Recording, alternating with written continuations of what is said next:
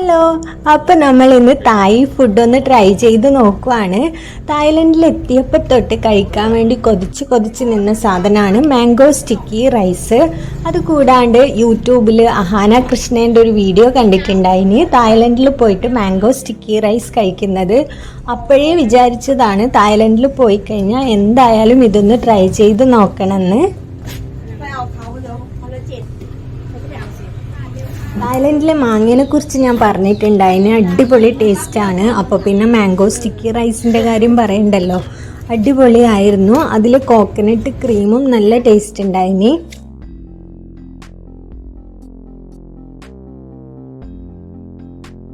തായ്ലൻഡിൽ വരുന്നവർ തായ്ലൻഡിലെ മാംഗോയും പിന്നെ mango sticky റൈസും എന്തായാലും ഒന്ന് ട്രൈ ചെയ്ത് നോക്കണം. കാരണം അത്രയ്ക്ക് ടേസ്റ്റ്